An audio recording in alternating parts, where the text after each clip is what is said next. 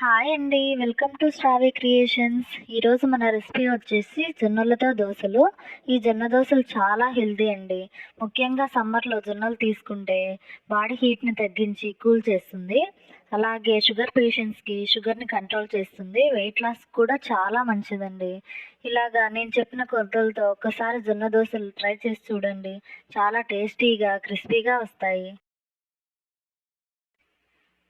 ఇప్పుడు మనం జొన్న దోశలు ఎలా వేసుకోవాలో చూద్దాం. ముందుగా 3 కప్పులు జొన్నల్ని తీసుకున్నాను. 2-3 సార్లు కడిగి నీరు పోసి 8-10 గంటల పాటు నానబెట్టుకోవాలండి. జొన్నలు ఎంత బాగా నానితే అంత బాగా గ్రైండ్ అవుతాయి. ఇక్కడ నేను 10 అవర్స్ పాటు నానబెట్టుకున్నాను. అలాగే 3 కప్పుల జొన్నలకి 1 కప్పు మినపప్పు తీసుకోవాలండి. వీటిని కూడా 2-3 సార్లు కడిగి నీరు పోసి 6 గంటల పాటు నానబెట్టుకోవాలి. ఇక్కడ నేను 1 స్పూన్ మెంతుల్ని జొన్నలతో పాటు వేసి నానబెట్టుకున్నానండి. చూడండి, జొన్నలు చక్కగా నానిపోయాయి. ఇప్పుడు మిక్సీ జార్లో నానబెట్టుకున్న జొన్నల్ని వేసుకొని సరిపడా వాటర్ కూడా పోసుకొని మెత్తగా గ్రైండ్ చేసుకోవాలి. చూడండి, ఈ విధంగా మెత్తగా గ్రైండ్ చేసుకోవాలి. అదేవిధంగా మినపప్పును కూడా ఇదే విధంగా మెత్తగా గ్రైండ్ చేసుకోవాలి. జొన్నల్ని మినపప్పుని విడివిడిగా గ్రైండ్ చేసుకోవాలండి. ఎందుకంటే జొన్నలు గ్రైండ్ అవ్వడానికి కొంచెం ఎక్కువ టైం పడుతుంది. ఇప్పుడు మీరు గ్రైండ్ చేసుకున్న ఈ రెండిటిని ఒక బౌల్లోకి తీసుకొని చక్కగా కలుపుకొని మూత పెట్టి 8 గంటల పాటు పులియనివ్వాలి. ఇక్కడ నేను ఓవర్ నైట్ ఉంచేసాను.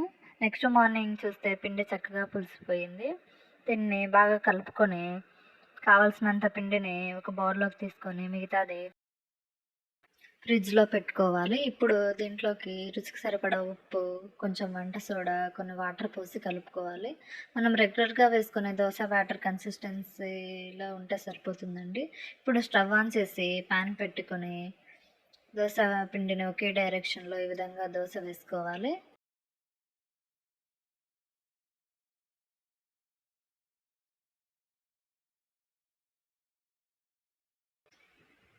కొంచెం ఆయిల్ అప్లై చేసి ఈ విధంగా ఎర్రగా కాలే వరకు ఉంచాలి.